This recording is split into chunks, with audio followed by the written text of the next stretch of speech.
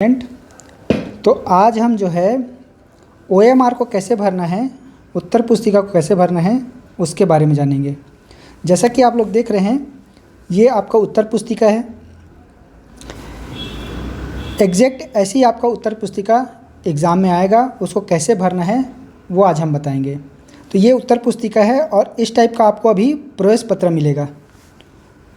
ये प्रवेश पत्र है, इसमें सभी विषय लिखे रहे होंगे, है ना। तो ये आपको मिलेगा। उसके बाद जो है ऐसा आपको अटेंडेंस सीट मिलेगा एक। जब एग्ज़ाम देने आप आएंगे, क्लास में जब इंटर करेंगे तो वहाँ पे आपको ऐसा अटेंडेंस सीट दिया जाएगा। उसमें सभी विषय आपके लिखे रहे होंगे, जो जो आपके विषय हैं वो सब यहाँ पे लिखे रहे होंगे। तो उसी के हिसाब से आपको फिर जो है आंसर शीट को भरना है। ठीक है, तो शुरू करते हैं। देखिए ये आंसर शीट है, इसमें कुछ जगह को ही आपको भरना है, बाकी जगह को आपको छोड़ देना है जहाँ पे स्टूडेंट को फिल करने के लिए कहा गया है। जैसे कि ये वाला पार्ट है, हम देखें तो इसमें क्या है, to be filled by the student.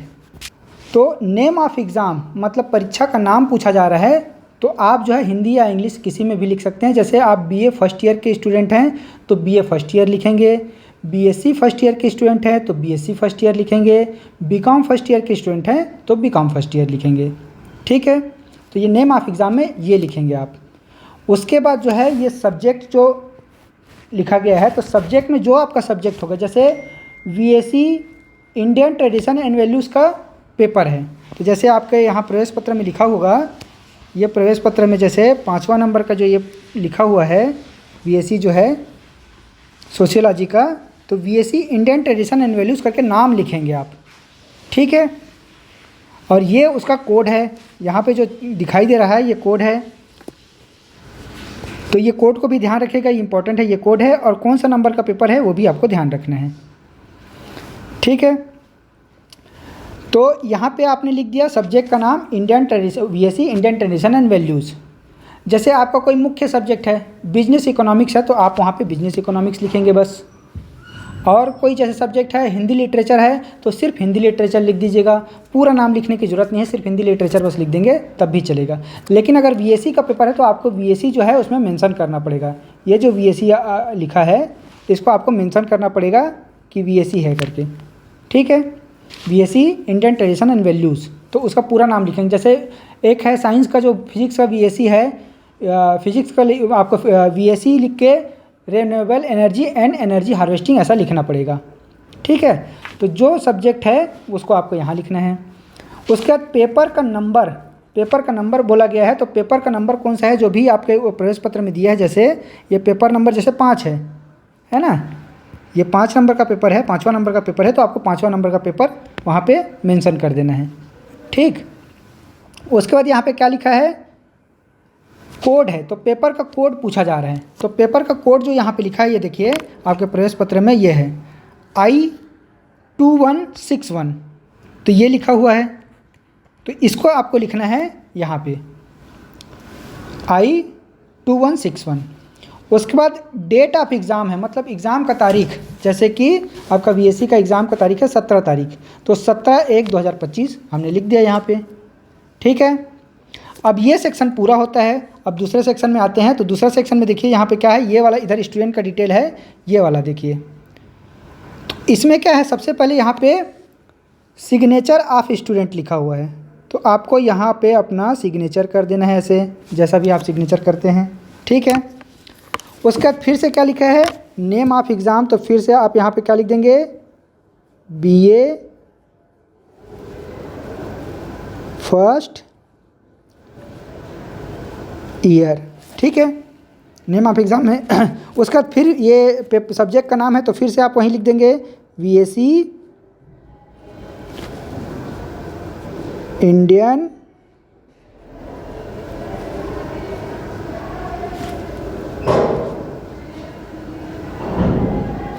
Tradition and values. तो देखिए आप इसको हिंदी में भी लिख सकते हैं। VAC लिखने के बाद जो है भारतीय परंपरा और मूल्य, ऐसा भी आप हिंदी में लिख सकते हैं, ज़रूरी नहीं है कि आप इंग्लिश में लिखें, है ना, हिंदी में भी लिख सकते हैं। फिर यहाँ पे क्या लिखा है, डेट ऑफ एग्ज़ाम, तो फिर वही चीज़ को लिखना है आपको 17/1 2025। तो ये बार बार क्यों लिखाया जा रहा है? क्योंकि ये डॉकेट अलग होता है। देखिए ये 3 पार्ट में फटता है। यहाँ से लेकर जो ये आपको दिख रहा है ये लाइन जो है ये अलग से फटेगा, ये फट के जो है अलग से अलग कर लिया जाएगा। उसके बाद ये वाला लाइन जो है जब पेपर चेक करने वाला होता है वो जब चेक करता है तो इसको फाड़ करके नंबर भर के आपका अलग करता है। इसलिए तीनों पार्ट में जो है इसको लिखा जाता है। ठीक है, यहाँ पे ये देखिए ये सब लिखा हुआ है, मार्क्स जो लिखा हुआ है ना। तो जैसे पेपर नंबर 5 में वो जो है वो यहाँ 5 में जो है वो कितने कितने मार्क्स मिले उसको, है ना, ये सब लिखेगा। वो क्वेश्चन नंबर लिखा हुआ है ये जो है, तो उस हिसाब से वो भरेगा और यहाँ पे वो जो एग्ज़ाम वाला है वो साइन करता है। तो ये पार्ट आपको नहीं भरना है, ये आपको टच नहीं करना है। सिर्फ आपको ये वाला पार्ट टच करना है, ये वाला और ये वाला पार्ट टच करना है और ये वाला पार्ट टच करना है, इसको लिखना है। ठीक है, अब देखिए यहाँ पे रोल नंबर लिखा है। तो रोल नंबर जैसा आपका प्रवेश पत्र में दिया होगा, जो भी रोल नंबर दिया होगा, यहाँ मैंने एक एग्जांपल के लिए एक रोल नंबर डाल दिया है। तो जो रोल नंबर आपका वहाँ दिया होगा वैसे आप लिखोगे। तो जैसे कि 252537123 ऐसा लिखा है। तो उसके बाद यहाँ पे उसको रोल नंबर को वर्ड में भी लिखना है, शब्दों में भी लिखना है। तो ये लिखिए अपन 252537123 ऐसा करके। तो आप इसको इंग्लिश में भी लिख सकते हो, जैसे कि आप लिख दिए 1 2 ऐसा जो है आप उसको इंग्लिश में भी लिख सकते हो, है ना। उसके बाद इनरोलमेंट नंबर है। तो इनरोलमेंट नंबर भी आपका ये दिया हुआ है, क्या बोलते हैं, प्रवेश पत्र में। तो उसको भी इनरोलमेंट नंबर को जैसे कि 2-5 है, उसका जो ऑब्लिक है उसको एक बॉक्स में लिखना है। जो बीच में एक बॉक्स है उसको ऑब्लिक, जो ये ऑब्लिक दिया हुआ है ना, ये देखो यहाँ प्रवेश पत्र में जो ऑब्लिक दिया हुआ है उसको ऑब्लिक को लिख करके फिर बाकी का नंबर आपको लिखना है। ठीक है, उसके बाद यहाँ पे क्या लिखा है, कॉलेज कोड। तो जो कॉलेज कोड है वो यहाँ पे आपको प्रवेश पत्र में दिया हुआ है। ये देखिए कॉलेज कोड और सेंटर कोड दोनों दिया हुआ है। ठीक है, नेम ऑफ़ द सेंटर इसमें जो है दिया हुआ है सेंटर कोड, और नेम ऑफ़ द कॉलेज में कॉलेज का कोड दिया है। तो 253 है, तो हमने दोनों को 253 लिख दिया। ठीक है, अब आगे बढ़ते हैं। तो देखिए यहाँ पे क्या लिखा है, एग्ज़ाम टाइप। एग्ज़ाम टाइप जो है कि इसमें ये पूछा जा रहा है कि आप रेगुलर हो कि प्राइवेट हो। तो जैसे ये प्राइवेट वाले हैं, है ना, नॉन रेगुलर है, तो ये किस में करेंगे, नॉन कॉलेज में यहाँ पे गोला करेंगे इसको। ठीक है, इसको गोला करना है। ठीक है, और जो रेगुलर वाले हैं वो रेगुलर में गोला करेंगे, है ना। जो रेगुलर वाले हैं वो आर में गोला करेंगे, ये आर में गोला करेंगे। जो रेगुलर वाले बच्चे हैं वो आर में गोला करेंगे। ठीक है, और जो प्राइवेट वाले हैं वो एन में गोला करेंगे। ठीक है, तो ये जैसे प्राइवेट वाले हैं तो प्राइवेट वाले नॉन कॉलेज में गोला कर दिए। ठीक है, उसके बाद आगे सेमेस्टर लिखा है या ईयर। तो आप पहले सेमेस्टर के हैं तो पहला सेमेस्टर आपने गोला कर दिया यहाँ पे। ठीक है, गोला कर दिया। उसके बाद फिर आगे बढ़ते हैं। ये देखिए पेपर नंबर लिखा है। तो पेपर नंबर हमने बता चुका है, 5 नंबर का पेपर नंबर है, 5वां नंबर का। तो हमने क्या किया, 5 को यहाँ पे गोला करना है हमको। ठीक है, 5 को हमने गोला कर लिया। उसके बाद जो है पेपर का कोड है, पेपर का ये कोड दिया हुआ है। तो पेपर का कोड में हमने जैसे पेपर का कोड लिख लिया I2161। तो पहले हम क्या करेंगे, I को गोला करेंगे, उसके बाद 2 के नीचे 2 को गोला करेंगे। उसके बाद 1 लिखा है तो 1 को पूरा काला करेंगे, गोला करेंगे। ठीक है, उसके बाद 6 लिखा है तो 6 को उसके नीचे जो है गोला करेंगे। उसके बाद फिर से 1 लिखा है तो 1 को हम गोला करेंगे। ठीक है, ध्यान रखना कि ये गोला जो है वो गोले से बाहर ना जाए, गोले के अंदर ही रहे, और आधा भी गोला ना हो, पूरा गोला हो जाए वो। ठीक है, यहाँ पे देखिए एग्जाम्पल दिया हुआ है, ये जो है एग्जाम्पल ये दिया हुआ है। ये देखिए ये ऐसा गोला करना है आपको। करेक्ट मेथड जो है ये है, ऐसा बताया गया है। ये वाला जो है करेक्ट मेथड है, मतलब गोला पूरा होना चाहिए। उसके बाद फिर से यहाँ पे कॉलेज का कोड दिया है। तो कॉलेज का कोड को हमने लिख लिया है 253। तो यहाँ पे 2 को हमने गोला किया। ठीक है, उसके नीचे फिर 5 को उसके नीचे गोला किया। उसके बाद फिर से 3 को यहाँ पे गोला किया। ठीक है, हो गया। उसका सेंटर कोड है तो सेंटर कोड भी 253 है। तो हमने यहाँ पे 2 को गोला किया, उसके बाद 5 को गोला किए, उसके बाद फिर 3 को गोला किए। ठीक है, तो ये वाला सेक्शन हो गया। उसके बाद फिर यहाँ पे क्या है, रोल नंबर है। तो हमने रोल नंबर को ऐसा लिख लिया और जहाँ जहाँ हमने नंबर लिखा है वही उसके नीचे गोला करना है। तो ये 2 है, जैसे ये 2 है तो 2 के नीचे ये 2 है, इसको गोला कर दिए। ठीक है, 5 है तो 5 को गोला कर दिए, फिर 2 है तो 2 को गोला कर दिए, फिर 5 है तो 5 को गोला कर दिए, उसके बाद 3 है तो 3 को गोला कर दिए, 7 है तो 7 को गोला कर दिए, उसके बाद फिर 1 है तो 1 को गोला कर दिए, और ये 2 है तो 2 को गोला कर दिए, फिर ये 3 है तो 3 को गोला कर दिए, फिर ये 4 है तो 4 को गोला कर दिए। ठीक है, जैसा आपका रोल नंबर होगा वैसा रोल नंबर को आपको ऊपर लिखना है, उसका उसी के नीचे उसको गोला करना है। ठीक है, और ये नीचे आपको साइन नहीं करना है, ये इन्विजिलेटर का साइन है। ठीक है, ये नीचे आपको साइन नहीं करना है। ठीक है, आपको नहीं करना है साइन इसमें। कई बच्चे लोग इसमें भी साइन कर देते हैं, तो ये साइन नहीं करना है आपको। साइन आपको ऊपर दिया गया है, यहाँ पे ये जो है ये साइन दिया गया है, वहाँ पे आपको साइन करना है। ठीक है, तो ये पूरा फिल हो गया आपका OMR शीट, ये उत्तर पुस्तिका आपका फिल हो गया। ठीक है, उसका तो एक अटेंडेंस शीट होता है, तो अटेंडेंस शीट को भी आपको भरना है। अटेंडेंस शीट कुछ इस टाइप का होगा, जहाँ पे आपका नाम, रोल नंबर सब लिखा होगा। ठीक है, ये कॉलेज का कोड लिखा होगा। तो जैसे मान लो जाए इंडियन ट्रेडिशन एंड वैल्यूज़ का पेपर है आज, है ना, तो इंडियन ट्रेडिशन वैल्यूज़ का पेपर है, तो यहाँ पे आप क्या लिखे, ये डेट लिखा है, देखिए डेट ऑफ एग्ज़ाम, तो यहाँ पे आपने एग्ज़ाम का डेट डाल दिया, जो भी एग्ज़ाम का डेट होगा। जैसे कि उस दिन जो है आपका डेट का एग्ज़ाम का डेट कितना है, 17 तारीख को है, तो 17 आप जो है यहाँ पे लिख देंगे। ठीक है, जो डेट होगा वही डेट लिखना है, जो एग्ज़ाम का डेट होगा, तो 17 आपने लिख दिया। उसके बाद यहाँ पे आपको दिख रहा होगा मेन, ये मेन लिखा होगा। मेन मतलब कि मेन उत्तर पुस्तिका का नंबर को आपको लिखना है। ठीक है, तो मेन उत्तर पुस्तिका का नंबर कहाँ मिलेगा आपको, जो हमारा OMR है उसमें मिलेगा। ये देखिए, ये जो मेन उत्तर पुस्तिका का नंबर है ये यहाँ पे लिखा हुआ है। ठीक है, ये तीनों एक ही नंबर होता है, सेम नंबर होता है, किसी भी नंबर को लिख सकते हैं आप। ठीक है, ये 3 जगह लिखा होता है, तो तीनों एक ही नंबर है। ठीक है, तो वही है A10 1 2 3 ऐसा जो लिखा है, इसी को हमको क्या लिखना है, यहाँ पे जो मेन है 10 और 1 2 3 7 6 3, तो ये हमने यहाँ पे लिख दिया। ठीक है, उसके बाद जो है यहाँ पे आपको एक सप्लीमेंट्री के लिए जगह दिया हुआ है, तो जैसे सप्लीमेंट्री आप लेते हैं पेपर, तब की स्थिति में वहाँ लिखना है, नहीं तो उसको खाली छोड़ देना है। ठीक है, उसके बाद नेक्स्ट आते हैं तो कैंडिडेट का सिग्नेचर, तो यहाँ आप अपना कैंडिडेट का सिग्नेचर कर दिए। यहाँ आपको सिग्नेचर नहीं करना है, ये इन्विजिलेटर जो होगा, जो कक्ष में जो जिनकी जो इन्विजिलेटर होगा, जो वीक्षक होगा, वो करते हैं, वो चेक करके करते हैं, आपको नहीं करना है। आप सिर्फ जो है कैंडिडेट वाले जगह में करेंगे सिग्नेचर। ठीक है, तो ये हो गया, ये हो गया, क्या हो गया, ये अटेंडेंस शीट हो गया, और ये जो है प्रवेश पत्र ऐसा रहेगा आपका, और ये जो है आपका OMR रहेगा। तो OMR को कैसे भरना है मैंने बता दिया, तो कंफ्यूज नहीं होना है। अगर कंफ्यूजन लगे तो बार बार उसको देख लेना इस वीडियो को और लिखना। और अब नेक्स्ट चीज़ में अपन चलते हैं, तो नेक्स्ट क्या है, उत्तर कैसे लिखें। तो उत्तर देखिए, जैसे दीर्घ उत्तरी जो प्रश्न है उसको कैसे लिखना है। जैसे कि लघु उत्तरी में तो ऐसा है कि, और क्या बोलते हैं, बहुविकल्पी में ऐसा है कि आपको जो है, जैसे पहला का आपने लिख दिया बहुविकल्पी में,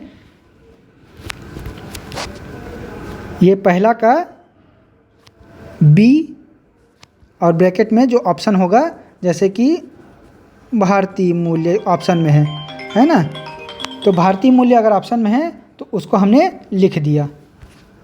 ठीक है, तो ये हो गया, ये ऑब्जेक्टिव में पूछेंगे, लिखेंगे आप। उसके बाद जो है सेक्शन B जो होगा, जो लघु उत्तरी होगा, लघु उत्तरी जो होगा उसको कैसे लिखना है बताते हैं।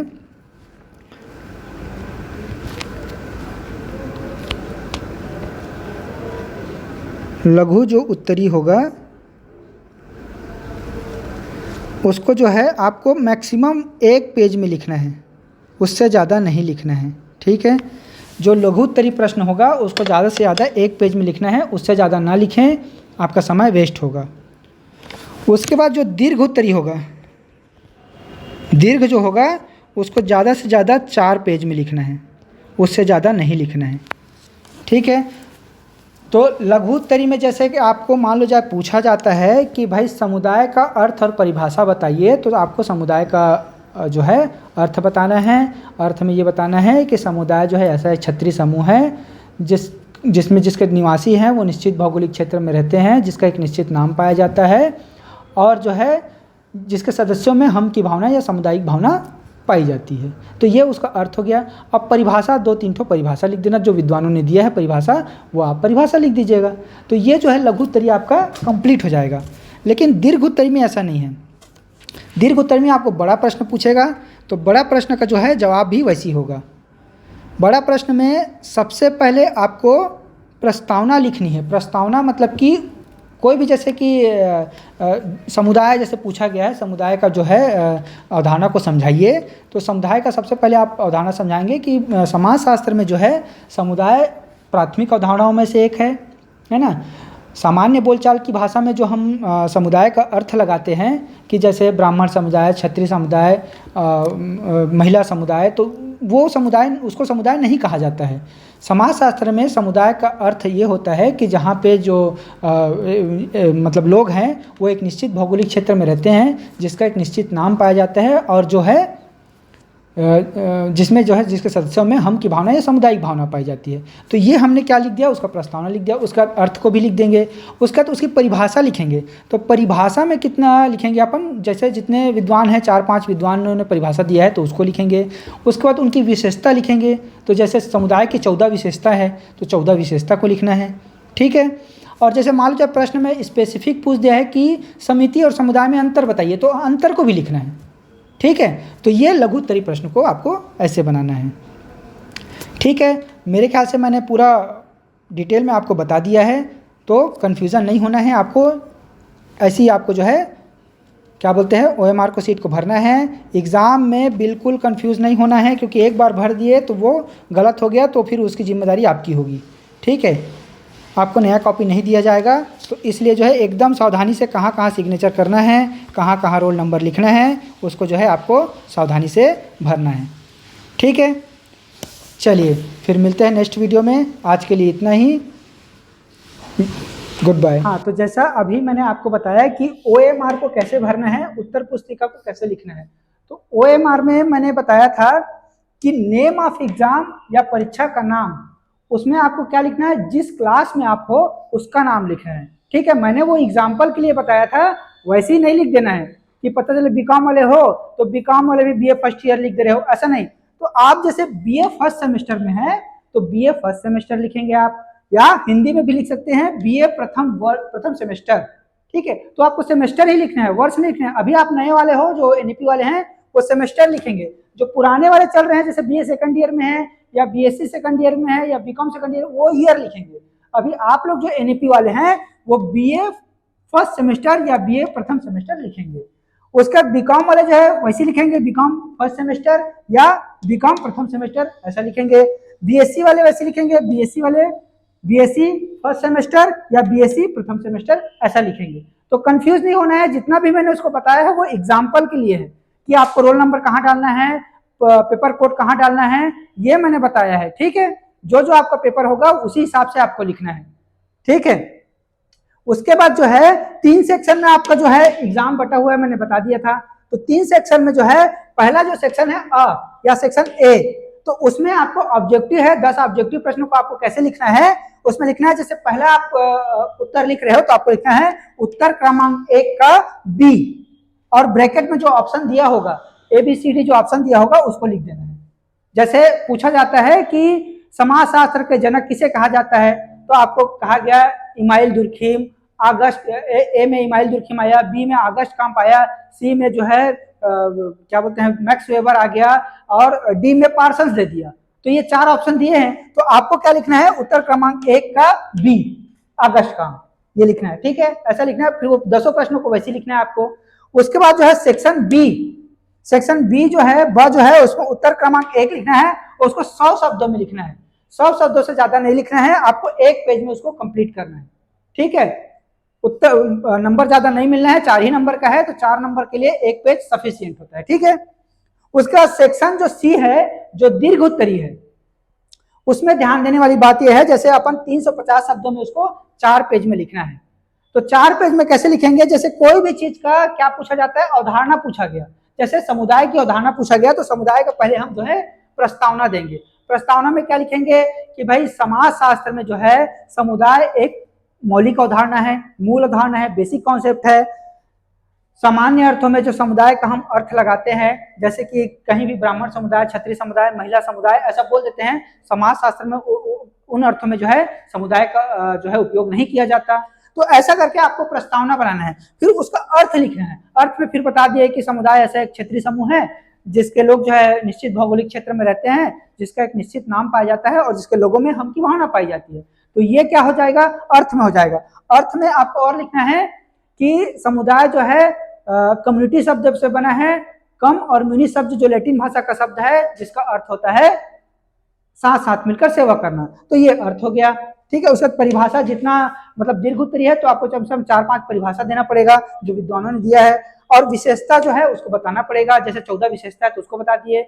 तो ये अगर अवधारणा को समझाइए ऐसा पूछा है तो आपको ऐसा लिखना है, लेकिन अवधारणा को समझाते हुए समुदाय और समिति में अंतर पूछ दिया तो आपको अंतर को भी स्पष्ट करना है, लिखना है, ठीक है। तो क्लियर हो गया। तो ध्यान अच्छे से रखना, जिस क्लास में आपको उसी क्लास का आपको नाम लिखना है। बीए प्रथम सेमेस्टर ही लिखना है। अगर प्रथम सेमेस्टर में तो बीएससी प्रथम सेमेस्टर में तो बीएससी प्रथम सेमेस्टर लिखना, बीकॉम प्रथम सेमेस्टर में हो तो बीकॉम फर्स्ट सेमेस्टर लिखना, ठीक है। चलो मिलते हैं फिर नेक्स्ट वीडियो में।